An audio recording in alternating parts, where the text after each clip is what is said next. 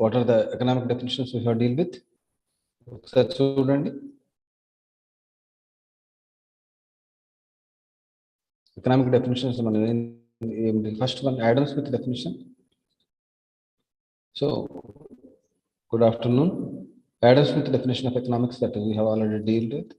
So, Adam Smith definition of economics basically deals with the, as I told you, the wealth aspect of that.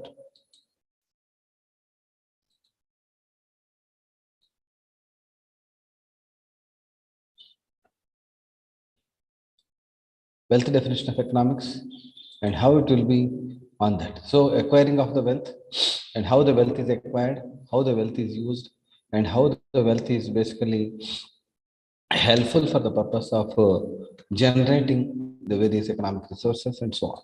So మనం wealth definition of economics లో ఏం చెప్పుకున్నాం అదొకసారి చూడండి. Then తర్వాత మన second definition ఏం చెప్పాను, Alfred martial definition of economics.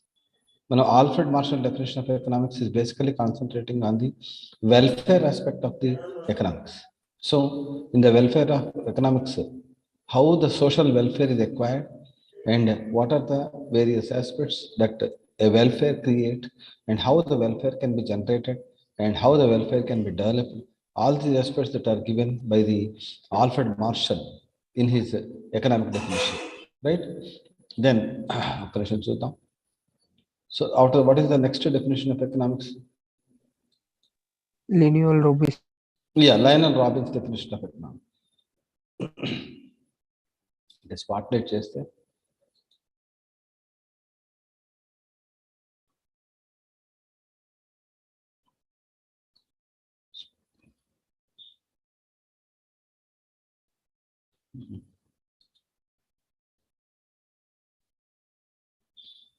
Spotlight కన్నా అవకాశం ఉంటుందా?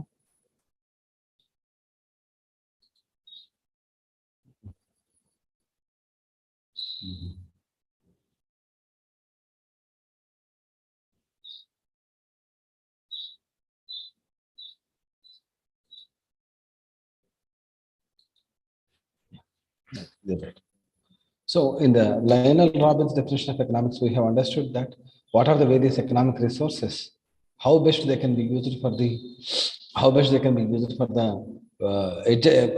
how best they can be used for the limited resources for the unlimited.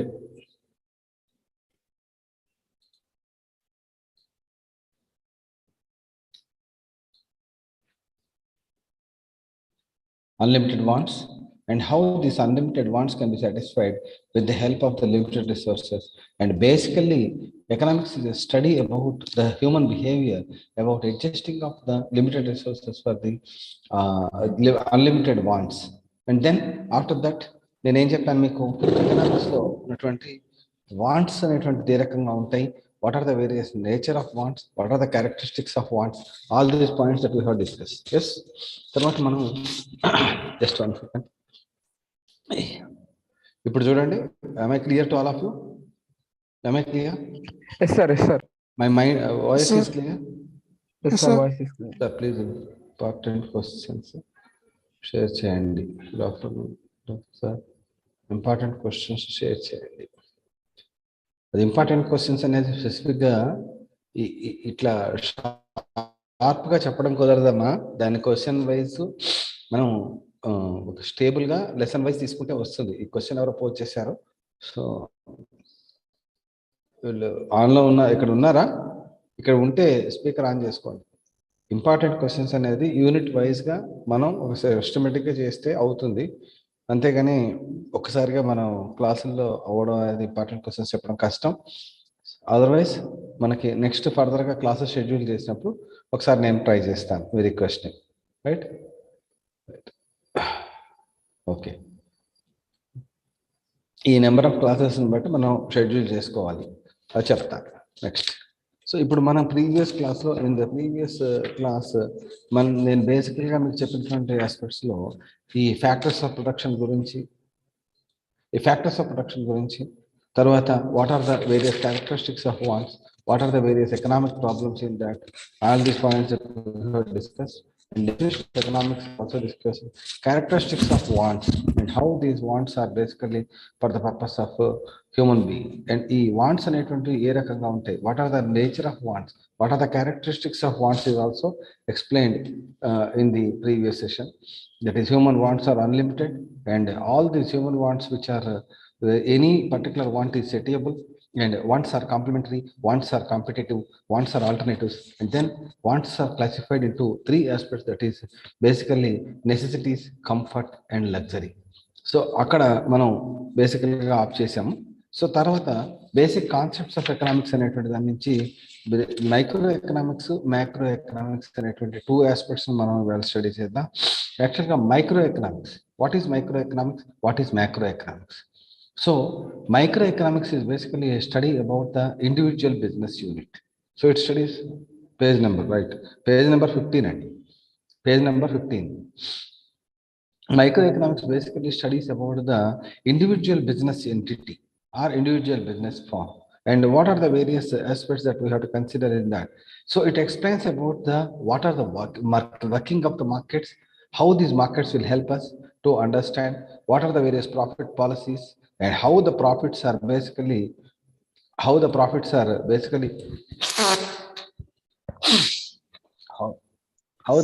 Repeat the page number, sir. Page number 15 and 15. 15, sir. 15. Okay. So what is the microeconomic aspect and macroeconomic aspect? This is an important question again. Differentiate between micro and macroeconomic aspects. Differentiate between micro and macroeconomic aspects. In the case of microeconomics, actually it studies about the firm's individual entity, how the basic business firm is dealing with that, what are the various aspects that are concerned with the individual business firm, individual business firm. And me book కి నా book కి light గా difference ఉన్నట్టుంది. Paragraph number 1.9, side heading number 1.9 that you refer. Side heading number 17, sir. Page number 17, 1.9 side heading. On some micro and versus microeconomics. Yes, అంటే మనకి page numbers కొద్దిగా deviation ఉంటాయి. మీరు ఈ పారాగ్రాఫ్ నంబర్స్ బట్టి అయితే కరెక్ట్ గా ఉంటుంది. 1.9, sir. Yeah. Okay, sir. So in this case of microeconomics, it studies about the firm's individual business entity. So how the firm is business is, what are the various definitions, what are the various decisions a firm has to take, and how the selling price is to be fixed, and at the firm level, what are the various decisions that are taken that will be considered by the microeconomic aspect. So in general, microeconomics basically studies about the individual business entity or individual firm level, how the firm is taking decisions with regard to the production of goods, with regard to the purchase of material, with regard to the fixing of selling price, and so many other aspects. అంటే ఇక్కడ micro economics అంటే సూక్ష్మ ఆర్థిక శాస్త్రం అనేటువంటి దాన్ని మనం ఏ రకంగా అర్థం చేసుకోవాలి. సూక్ష్మ అర్థశాస్త్రం అనేటువంటిది ప్రధానంగా మనకి ఇక్కడ తెలుగు మీడియం వాళ్ళు కూడా ఉన్నారు కదండి, ఇక్కడ తెలుగు మీడియం వాళ్ళు కూడా ఉంటారు కదా? No, sir. Only English medium, sir. Only English medium. Almost English medium ఉంది, sir. మరి తెలుగు మీడియం స్టూడెంట్స్ కి సెపరేట్ క్లాస్ లేదు కదా, మరి ఎట్లా చెప్పారు? Okay, right. So when we are talking about the micro economics, దీన్ని మైక్రో ఎకనామిక్ ఆస్పెక్ట్ లో single individual business entity that is studied about. So when all these individual entities are studied, what are the various decisions that an individual business firm is to take, and how to fix up the selling price at the business unit level, that is studied about the microeconomic aspect. Then when we are talking about the macroeconomic issue, what is the macroeconomic aspect now? Macroeconomics basically studies about the economic as a whole. Total, that is total purchases, total aggregate economic activities, and which studies about the interrelationship between the various economic variables at the national level. If we study about the production of an individual entity, that comes under microeconomic. If you study about the production about the total country, that is said to be that studies about the macroeconomic. So in simple language, we can understand that microeconomics studies about a firm, whereas macroeconomics studies about the country. Microeconomics studies about a firm's ideology or firm's profit making, firm's decision making process, and so on. Whereas macroeconomics, it studies about the country's economic policies, country's economic theories, and how the country is producing the goods. What are the various total employment, total production of goods, total exports, total imports, and so on and so forth. It macroeconomic studies about the aggregates of the business, not about the individual. These are the various differences in case of the macro and microeconomics aspect, right? Then paragraph number 1.10, positive economics versus heading, paragraph microeconomics versus macroeconomics అయిపోయింది. Now we are talking about the positive economics versus positive economics versus normative economics. Positive economics versus normative economics. Normative economics. Positive economics versus normative economics. Normative economics. Normative economics. So what positive economics basically studies about? It studies how the economic system works. So it studies about how the economic system works. What is the procedures adopted by the economic system? And at the same time, it explains about what are the ethical considerations in the case of the business. And what is the present situation? What is the present establishment? And what is the present situation of the business that is studied by the macroeconomic, that is studied by the positive economics. Whereas in case of the normative economics, what should be the situation? What is correct? Actually, what is the norm? What is standard? That is basically what ought to be, that is studied by the normative economics. So in simple, to understand about positive economics and normative economics, positive economics studies about what is the present situation. What is the present situation? Whereas normative economics studies about what should be the situation. What is correct?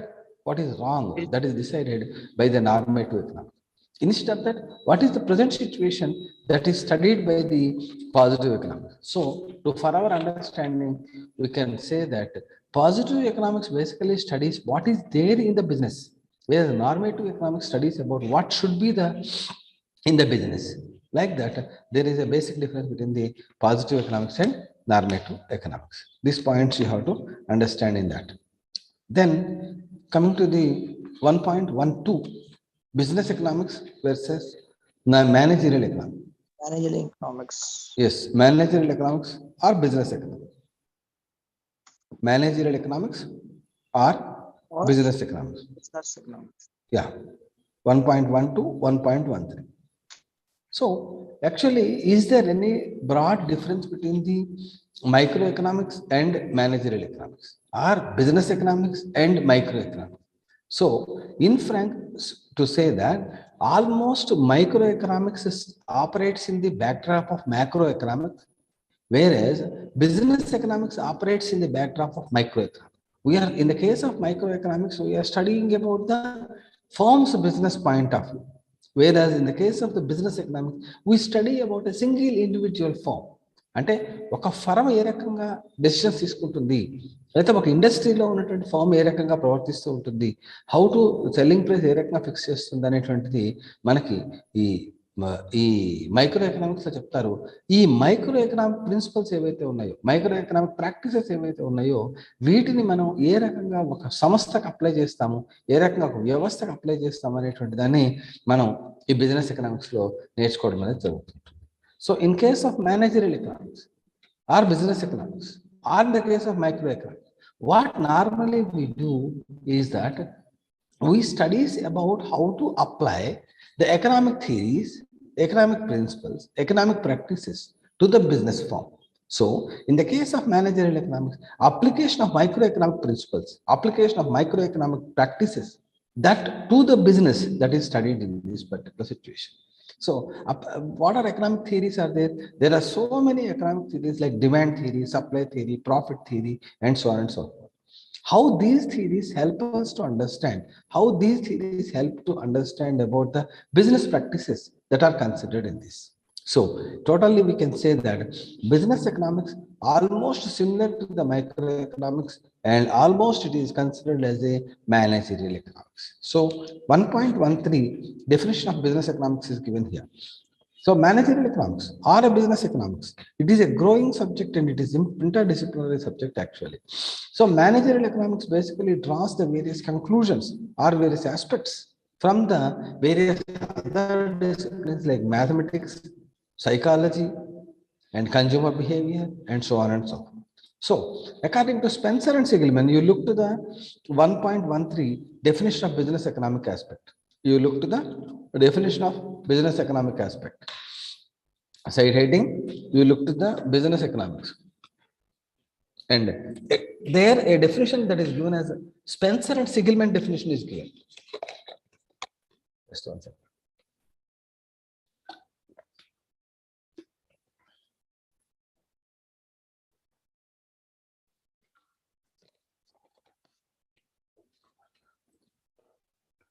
Spencer and Sigelman definition is given. So in the Spencer and Sigelman definition, it is said that business economics basically tells us about, or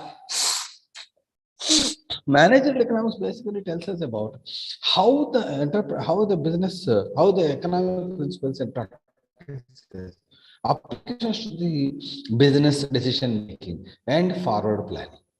So, in simple language, we can say that managerial economics is the integration of economic theory and economic theory to the business practice and facilitate decision making and forward planning. This definition is most important definition for your examination point of view. Also, explain the nature and scope of managerial economics and what is the definition of managerial economics that you can clearly note down. So. When we are talking about the managerial economics is the integration of economic theory. So there are economic theory like demand theory, supply theory, etc. That theories are applied to the business practice and how you can decide the demand, how you can anticipate the supply, or what are the various pricing policies or pricing methods. All these things can be understood with the help of the business practice. And what is the use of this one? How you can use this one? That is called as decision making and forward planning. Decision making. What is decision making? Out of the available alternatives, you have to take one decision, and forward planning, that is called as business forward planning. So that is important one. Then scope of in the page number in the 1.12 before check Page your number progress. There is 23. a page number 23. In that there is a flow chart is given to that. That flow chart. This one. This one. Flow chart. Are you clear? Page number 23, sir. Yes, sir. Yes. In the page number 23, it is given as business form, managerial decision problem. Yes, correct. Managerial decision problem. And then it applies to the managerial economics. That is traditional economic theory and microeconomic and macroeconomic theories. They will work out, and methodology is also there. And along with that, decision sciences are applicable in that. That is analytical tools like operations research. Like operations research is there, statistics. All these subjects will help us to make the managerial economics more useful for the optimum solution. What is an optimum solution? A solution which is fit for the economic problem. Then, with the help of the optimum solutions, you can go with the realization of the business goals. There are so many goals for the business. Profit maximization goal, and so on, that we are going to talk on the next one. So business form basically it applies managerial decision, and for that management is useful. And finally, with the help of optimum solution, and the business goals can be realized to the maximum extent. Then scope of the business economics is there. That scope of business economics is to be understood. How the scope of business economics, or what are the areas where business economics is useful? Business economics basically tells us about profit decision making. So it studies about the profits. Business economics basically studies about the profits. What is the profit that you can make? Then the profit concept is not so simple. So profit, as you learn, that is it's the difference between the selling price and cost. How much profit you have to? If you increase the selling price, automatically you can make more amount of profit. But is it possible? All these aspects are studied in case of business economics. Then second one, demand analysis. That is called as demand forecasting. Then these are nothing but your subject headings, unit headings, production and cost analysis, market structures and competitions, pricing policies, methods, pricing practices, capital budgeting decisions, and regulations of the government economy. In all these aspects, we are going to have the economics aspect, economic study, and finally,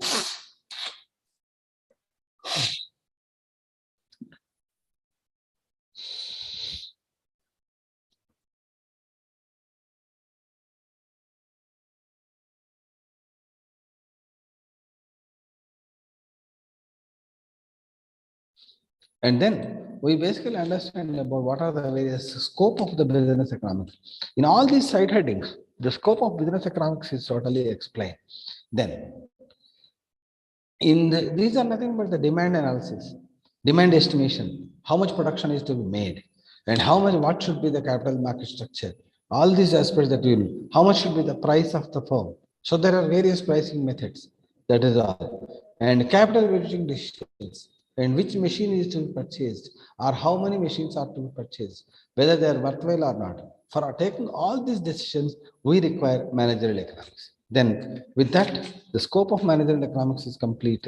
And then there are so many other economics is related with so many other areas that concepts you can make out on that.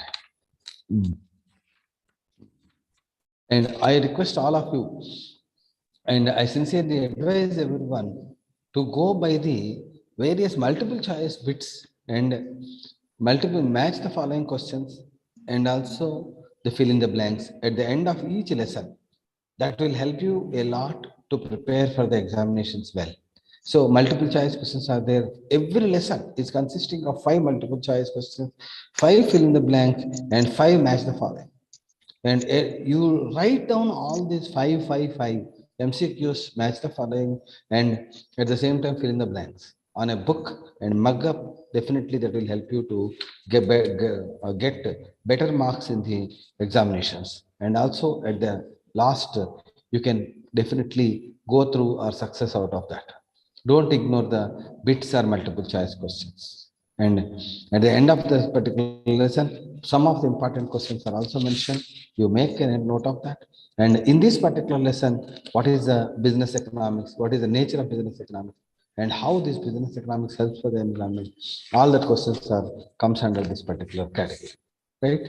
Second, now let us enter into unit number 2. This is considered. This is relevant with the business form and objectives of the business form.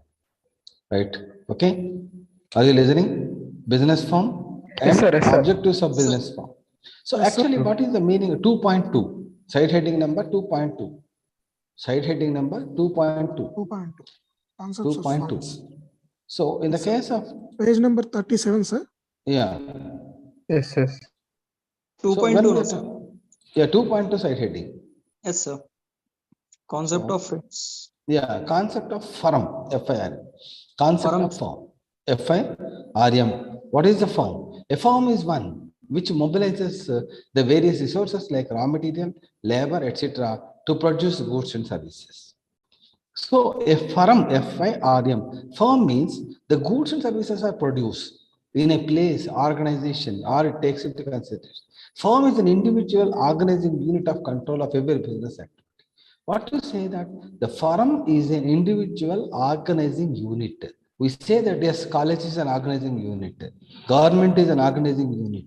Like that, for a business also, there is an organizing unit which talks about the various controlling of the resources. So in this case, they will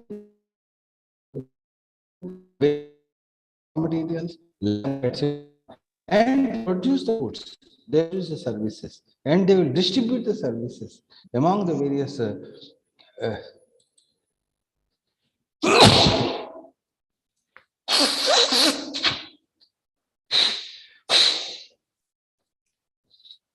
sorry,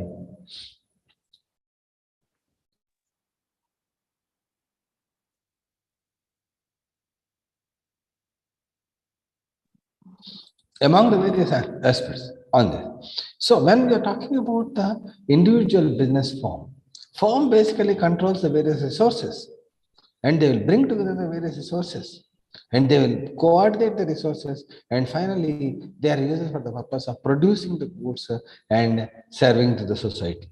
So business is not only for the business alone. Business is important for the society. Business firm is important to the society. Let us understand that if nobody produce a paper, how you can buy a book? If nobody produces a pen, how we can get a pen? Business is not for the business alone. Business is for the society.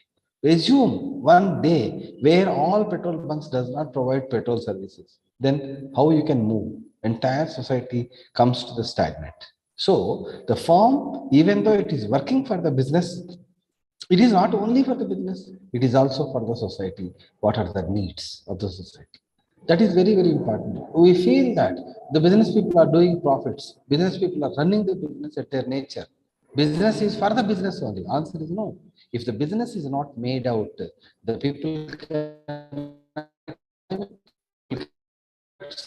cannot get resources and so on and so on. So business, even though they are making the profits out of that, they are serving the society in another way in the form of supply of goods. That is the macroeconomic aspect basically we have to understand. Then what is the other objectives of the firm?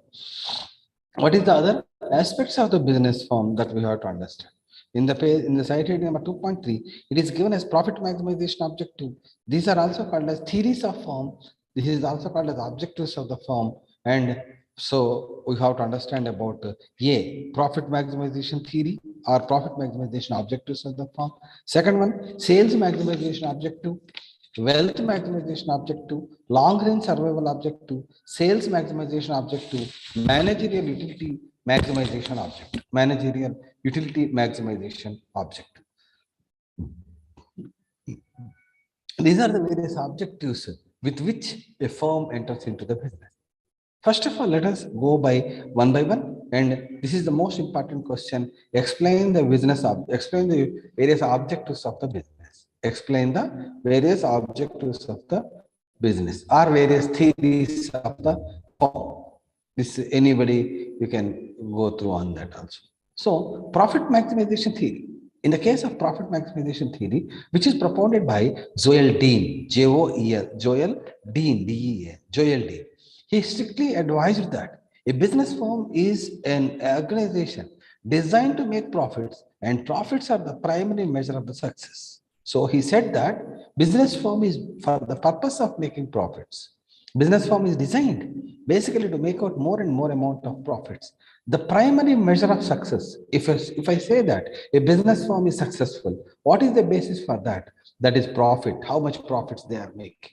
Even though this entire objective of the firm is rotating about the profit making, profit is a measure of success, how much profit you can earn, and so on and so forth. But this theory is still in particular in important position now. Even nowadays, what are the quarterly profits made by a business firm is compared, and on the basis of that, the firms are ranked which is the best firm. Infosys, మనం పేపర్లో చూస్తూ ఉంటాం, quarterly profits and loss statements. ఈ క్వార్టర్లో business profits వచ్చినాయి, ఈ ఇన్ఫోసిస్ మంచి profits చేసింది, లేకపోతే ఇంకా వేరే కంపెనీస్ మంచి మంచి ప్రాఫిట్స్ చేసినాయి అని చెప్పి చెప్తున్నాం. అంటే మనం ఏం చెప్తాం అనమాట, indirectly we are following the profit maximization theory of the firm. Higher the profit, higher is considered as the success of the firm. So to profit maximization theory is basically developed by Joel Dean, and it says that every firm basically gives an ideology that it is designed to make the profits, it is designed to make huge profits, and a profit is considered as a measure of success. And then after this theory, profit maximization theory, second theory, that is 2.5 side heading, 2.5, sales maximization or revenue maximization theory. Sales maximization or revenue maximization theory. Yeah, if you have any doubts, No, sir. you can put in the chat box.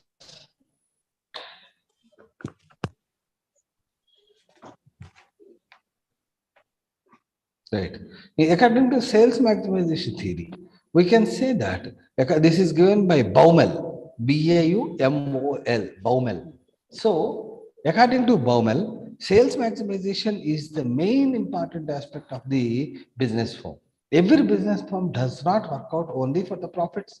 It tries to maximize its sales, that is called a sales revenue. it tries to increase its sales, higher the amount of sales revenue, that firm is considered as the best firm. So in this particular area, what you have to understand is that why Baumal is not considering profit as a measure of success. Why he is putting sales as a measure of success? Because profit is a resultant factor. Profit is a resultant factor.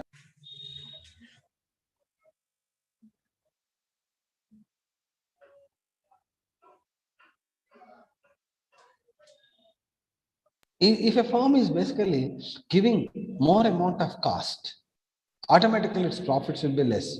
The cost may be because of the higher amount of quality. A quality product will have definitely the high cost. So automatically their profits also will be lower, maybe lower. Some firms basically charge a lower price with high quality. So in these particular assumptions, always we consider that instead of profit maximization, if you go by sales maximization, maximize sales, how much sales I can make, how much total value of sales I can make. If that is considered as a best measure of success, then we can say that the firms always try to increase the sales, and so on. So as a resultant factor of that. So, as according to Baumel, every firm wants to maximize its sales, not by the profits. That is the second object. And he has given a long elaboration that if a firm is giving more amount of salaries, if a firm is giving more amount, taking more amount of loans, banks from the banks, etc., they are paying more amount of interest, then profit may be less, but firm's efficiency will be more. So like that, a firm which is making more amount of sales revenue, Getting disturbed, sir. yes. Class getting Are disturbed, you sir. able to know? Okay, sir. In what way, sir? Are you able to listen now? Okay, Are sir. you able to listen Yes, now? yes, sir. Yes, sir. Yeah, slightly because I am suffering from so much of cold. So 1 or 2 seconds I am giving a break, right? Right. Next, coming to the wealth maximization. When you are talking about this is page number 2.6. Page number Page number 39, sir. Page number right. Side heading number 2.6. When you are talking about wealth maximization, in the case of wealth maximization, right? In the case of wealth maximization, every firm wants to maximize the wealth of the firm. So what is wealth actually? Wealth is considered as a present value of the future profits of the firm. If every firm wants to maximize not the profits, not the sales volume, but it wants to maximize the future profits of the firm. So how to calculate the present value of the future profits? That is given in the page number 40, I think. So 39. check the equation. Yeah, 39. So in this present value is equal to PV, present value is equal to P1 by 1 plus R to the power of 1 by plus P2 by 1 plus R to the power of 2. Like that a statement is given. Yes, Vikram Kumar is already showing it on the screen, and you can also follow page number 40, right? So that equation you have to learn, and with the help of that equation, the present value of the future firm profits can be ascertained, and that is considered as the wealth maximization objective of the firm. That these three are very, very important theories. One is profit maximization, second is sales maximization, sales revenue maximization, third one is wealth maximization theory. So next paragraph number 2.7, that is long run survival. Every business firm wants to have a long run survival. When the business is introduced into the market, it wants to survive for a long run. Size maximization. Every business firm tries to increase its size. Higher the size of the firm, higher will be the benefits to the firm. That is called as size maximization. Lastly, managerial utility maximization of the firm. Every firm wants to maximize the managerial utility, that is called as managerial satisfaction, management satisfaction. These are the various important theories which talks about the objectives of the firm. When we are talking about the objectives of the form, even you are not able to, as a student, if even you are not able to remember all the theories, try to hold up at least five theories. That is profit maximization theory, wealth maximization theory, sales maximization theory, long run survival, size maximization, like that. Whatever you can remember, maximum try to understand and try to have a grip on that. That will help you to understand the subject well, right? That is the second unit is complete. Then we proceed to the unit number 3. So in the unit number three, decision Page making number process. 48, sir. Page number 48. Yes, 48, sir. 48, right. Unit number 3, decision making process. Decision making in the business. Decision making in the business. Actually, what is decision making in the business? First of all, let us understand about what is decision making and how this decision making is useful in the business practice. That one you have to understand. With this, unit number 1 is block number 1 is complete. So let us finish off this one. These are only 5 to 6 steps are there. Then we can proceed further.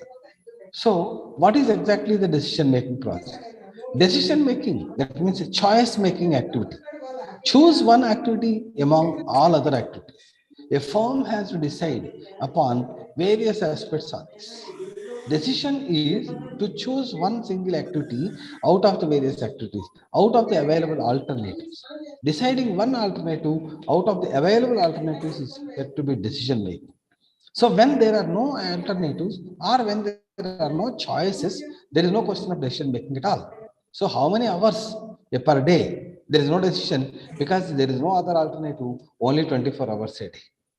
How many hours we want to study? Yes, there are so many options. Whether 8 hours or 6 hours or 4 hours or 12 hours you can read. Because there are options for that.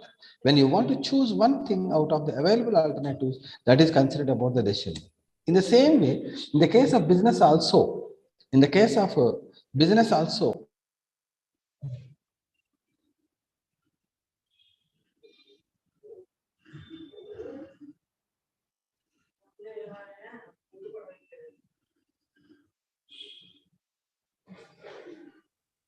Sir, we can't which hear type your of voice, product is sir. to be introduced to the market, which type of product is not to be introduced to the market, how much quantity is to be introduced into the market. Like that, you have to take a decision.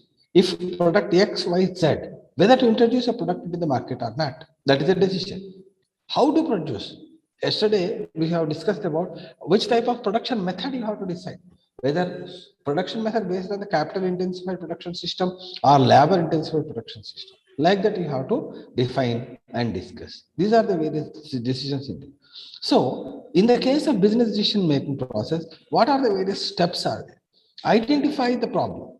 So for any decision in the business, the first and foremost important step is that identify the business problem. What is the problem in that? Is the exactly problem is identified, the solution will go into the correct way, and finally you can have a better decision out of that. When you are talking identification is problem. So what is the problem?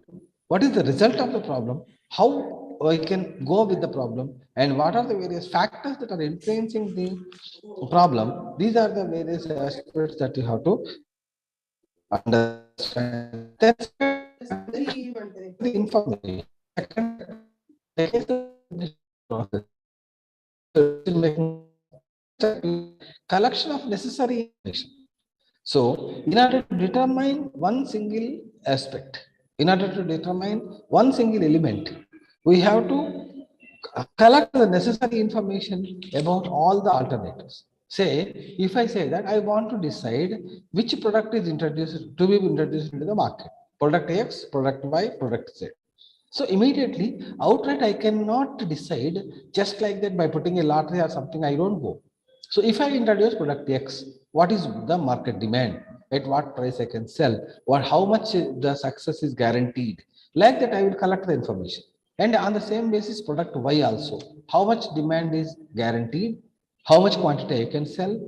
How what type of customers will accept this type of product? Like that, I will collect the information about all the alternative products what I can introduce into the market. And on the basis of that, I will choose one best product which can be introduced into the market. So second step is said to be collection of necessary information. Then identify the resources. Third step, identify the resources and constraints. When you are going with the identification of resources and constraints, identifying the resources and constraint, then we have to identify what are the various resources that are required, what are the various resources that are required to produce, and what are the constraints that are there for a particular business activity also. If I go for, say for example, the same example you can consider, if you go by the product Y into the market, the competition will be more. The competitor also can produce and sell product Y easily. Then that is called as a constraint. Then what type of resources that are can be used? Suppose product Z that it requires foreign material, then that becomes a problem as well as resource. So what type of resources that you can make out? This is also to be identified. In the fourth step, develop the criteria for choosing the best course of action. On what basis you will select it? On what basis you will select the course of action? What is the criteria to be? In the three products X, Y, Z, if I go alone, how much let the profits be lower? I want to sell more amount of quantity. That is one criteria. No, I want to sell lesser amount of quantity, but I want to have more profits at the beginning. That is another one. So when you are deciding about this particular issue, then when you are deciding about this particular aspect, or sometimes what the business people will say, yes, my product must be accepted by so many people at the very beginning itself. That like that, you have to develop a criteria which will give some best course of action. Then next one, generation and development of alternatives. So at this case also, you have to develop the various alternative courses of action. So alternatives basically, out of the available alternatives, you must be able to develop alternative courses of action. How you can introduce into the market, whether by means of own ownership, like that you can generate. And lastly, evaluation of alternatives and selecting one best alternative. At the last step, step number 6, evaluate all the alternative. Evaluate each and every alternative. Which alternative gives us the best solution? Which alternative gives us the best optimum solution? That you have to follow, and on the basis of that only you have to choose a decision. So, to conclude upon, actually, what is the meaning of decision making? What are the steps in decision making process? What is decision making? Explain the steps in decision making process. That is also an important question for that. So decision making is one where selection of one best alternative out of the available alternatives. Then various steps are there. One is identification of the problem, collection of necessary information, identifying the resources and constraints, developing the criteria for choosing the best course of action, generation and development of alternatives,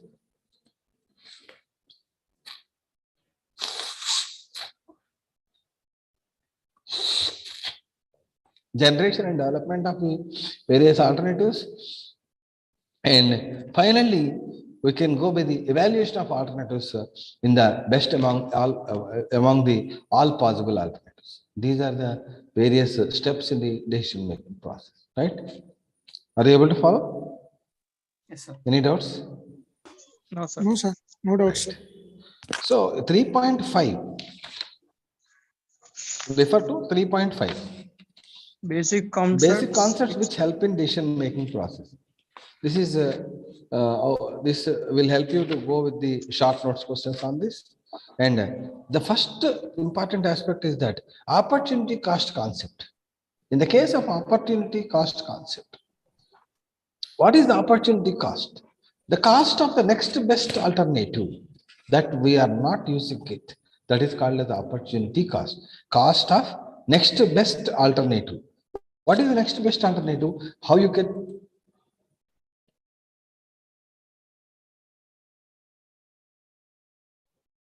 can judge the next best alternative?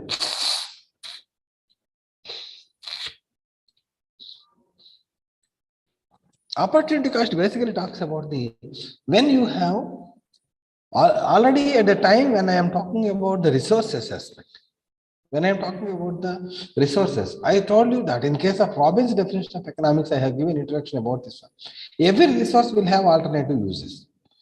Money, for example, you have 1,000 rupees in your pocket.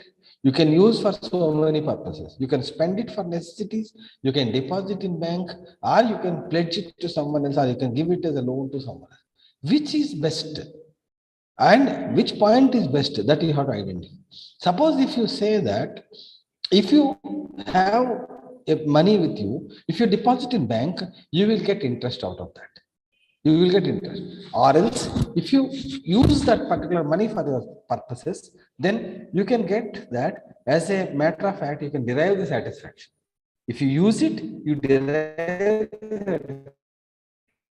If bank, you will get interest out of that. But can you use the same 1,000 rupees for both the purposes? Answer is no. If you use it for your personal purpose, you cannot get interest out of that. If you put in bank, you can get interest. At the same time, you cannot get satisfaction out of that. So any one alternative you can choose. For that, what is the benefit that is foregone by not using that alternative for the second purpose? That is called as the opportunity cost. That is called as the opportunity cost. If you use the same 1,000 rupees for your personal purpose, then what is the opportunity cost for that? Interest amount what you are not able to get from the bank, that is said to be opportunity cost. In the same way, it is having time also. If you use the time for one specific purpose, you cannot get some other benefit. That is called as opportunity cost. That is one. Second one, incremental principle. In the case of incremental principle, we have to understand what is incremental cost and incremental benefits out of that. So if I produce 100 units, then from 100 units, if I go for the production of 110 units, then what is going to my cost increase in total? That is called as incremental cost. If I go by incremental cost approach, so let us assume that 100 units I can manufacture and sell at 2,000 rupees. 100 units at 2,000 rupees. If I go for the manufacturing of 110 units, then my cost of manufacture is going for the 2,000. If my cost of manufacture is increasing to the 2,500, then we can say that whatever the extra cost that I am making, that is called as incremental cost. So whatever the extra cost of manufacturing that amount of goods, that is called as incremental cost concept. Whether to go by the 100 units to 150 units or not, that is dependent on the how much is incremental cost that I am able to have. So what is the extra cost of producing additional units? That is called incremental cost. Then you have another principle that is called as discounting principle. In the case, this discounting principle is an important principle where it tells us that this is having so much of practical application in the capital budgeting problems are there, present value calculations, and so on and so forth.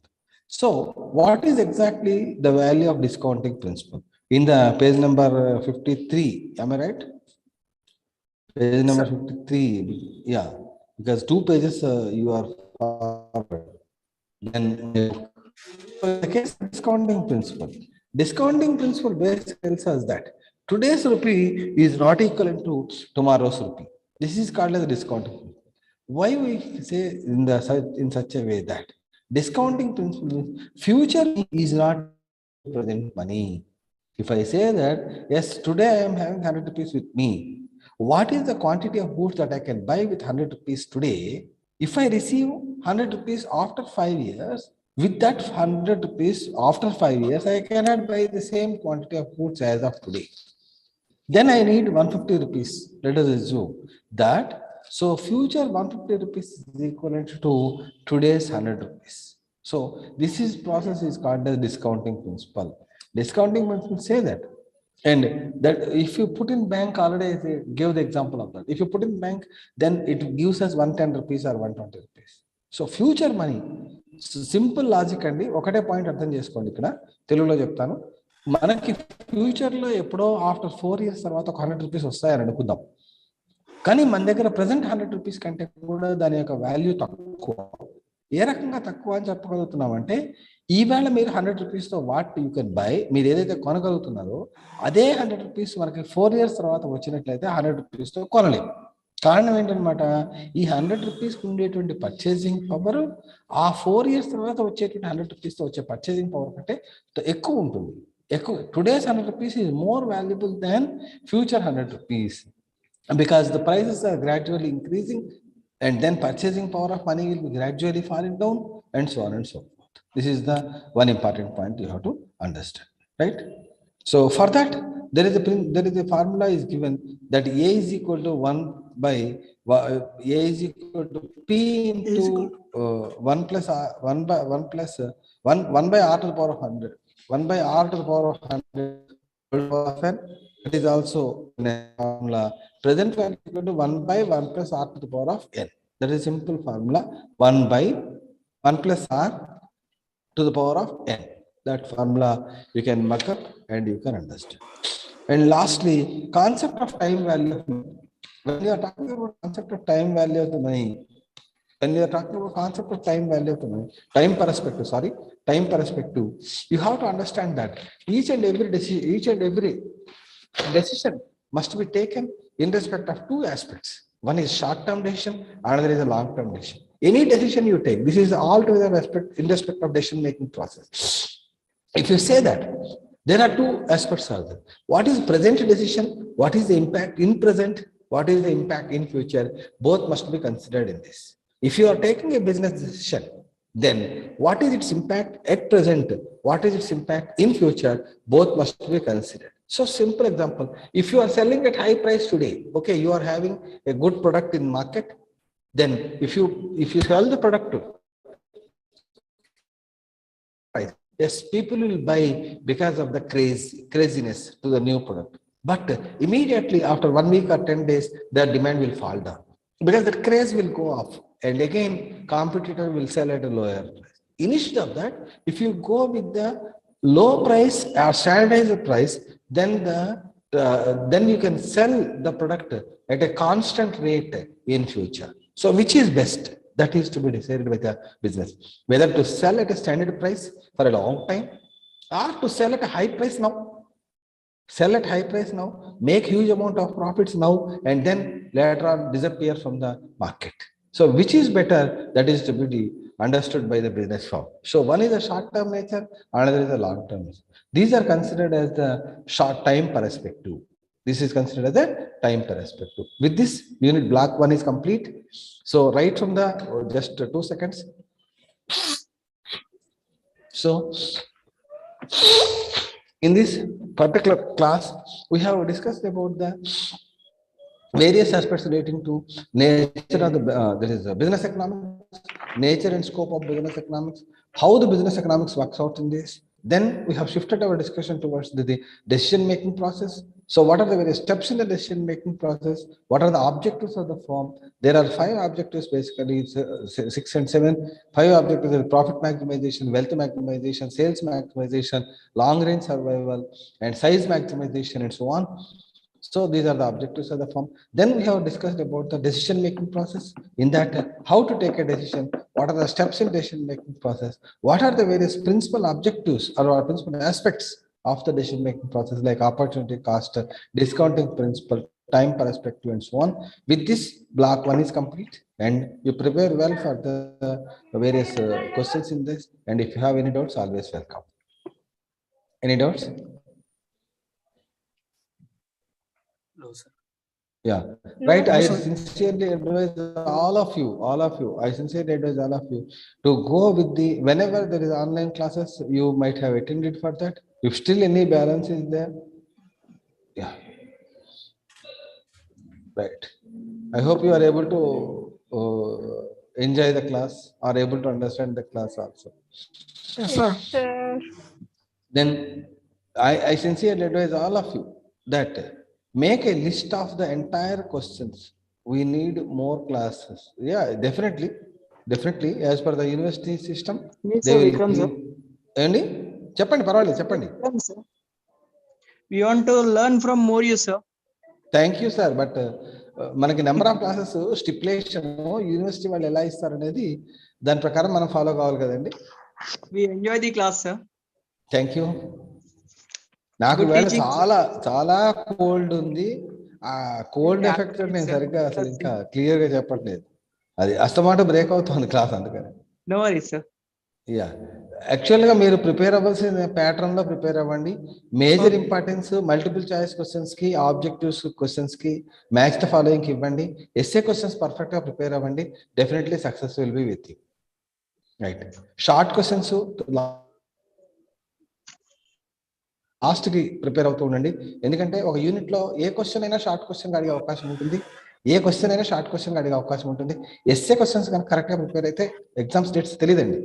Exam date అనేది university వాళ్ళు ఇస్తారు. So మనకి ఇప్పుడు 2 classes అయితే schedule చేసామని చెప్పారు. Next classes లో ఎప్పుడు ఉంటే అప్పుడు మనం డెఫినెట్లీ మీట్ అవుదాం. All the best. Thank you, sir. Thank you, sir. Bye. Bye, sir. Bye. Thank you, sir.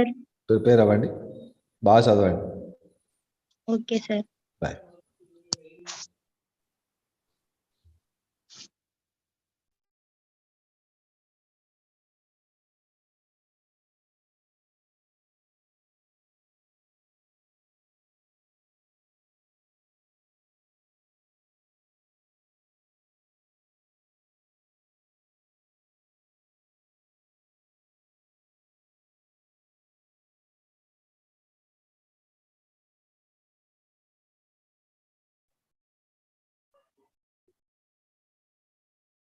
ఏం చేస్తున్నారు అందరూ?